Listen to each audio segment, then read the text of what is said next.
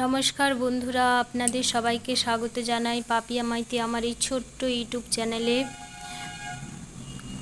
আমার গুরুদেব পরমহংস শ্রী জ্ঞানানন্দ মহারাজজির চরণে জানাই আমার শতকোটি প্রণাম। সব বন্ধুদের আমার প্রণাম ও ভালোবাসা জানাই। আমার বিষয়বস্তু হলো, মানুষকে এত রোগে শোকে ভুগতে হয় কেন? কায়, মন, বাক্য, এই তিনভাবে মানুষ পাপ করে। কায় মানে শরীর দ্বারা, যেমন বিভিন্ন শরীরের বিভিন্ন অঙ্গের দ্বারা মানুষকে আঘাত করা। মন মানে চিন্তা ভাবনার দ্বারা, অর্থাৎ মনে মনে কাউকে আঘাত করার কথা চিন্তা করা, সেটা করলো না কিন্তু মনে মনে ভাবলো, তার দ্বারাও পাপ হয়।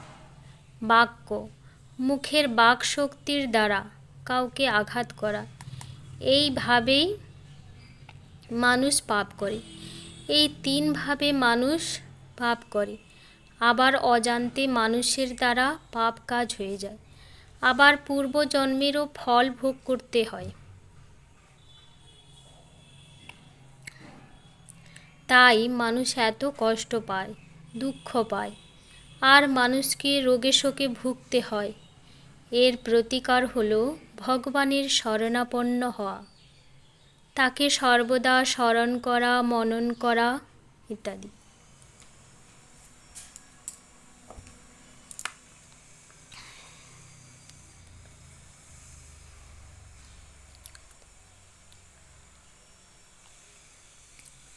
বিভিন্ন জায়গায় গিয়ে দেখেছি, বেশিরভাগ মানুষ 6টা রিপুর দ্বারা গ্রাসিত, যেমন ক্রোধ, অহংকার, লোভ। এই 3টা রিপুর দ্বারা বেশি গ্রাসিত। এবার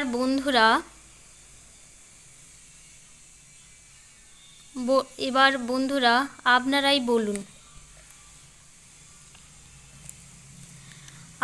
বলুন কলিযুগে মানুষের আয়ু কত বছর?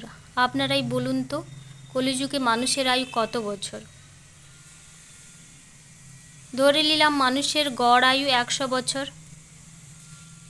তারপরে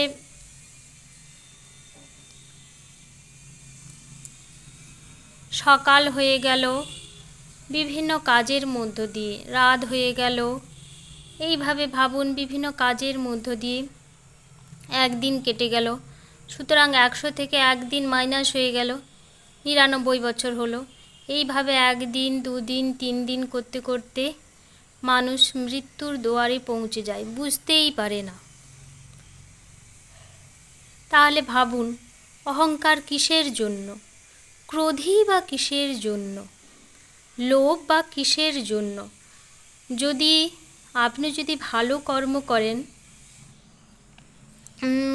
ক্রোধ, লোভ সবার প্রতি সম মনোভাব সম্পন্ন, ক্রোধ না করা, লোভ না করা, বিভিন্ন রকম এইসব না করা প্রভৃতি ভালো কর্ম করেন, তাহলে ভালো ফল পাবেন। আর খারাপ বলতে অহংকার করা, আমি বড় জাতি, বড় লোক, ও নিচু জাতি, আমি বড় লোক, গরিব, এই অহংকারগুলো করা, মানুষকে আঘাত দিয়ে কথা বলা, ক্রোধান্বিত হওয়া প্রভৃতি, ঝগড়া করা, লোভ। আর লোভ বলতে তার সেটা আছে, আমার সেটা নেই, করতে হবে,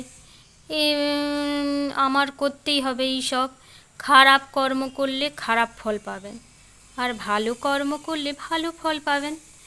খারাপ কর্ম করলে বিভিন্ন অসুখ বিসুখের মধ্য দিয়ে কর্মের ফল ভোগ করতে হয়। সুতরাং এই রিপু থেকে মুক্তি পাওয়ার জন্য নিজেদের মধ্যে জ্ঞানের আলো জ্বালাতে হবে, তাহলেই রিপু থেকে মুক্তি পাওয়া সম্ভব। নমস্কার বন্ধুরা, ভালো থাকবেন, সুস্থ থাকবেন। এই ব্লগটা এখানেই শেষ করলাম। আর আমার ভিডিওটা ভালো লাগলে লাইক করবেন, সাবস্ক্রাইব করবেন। ধন্যবাদ।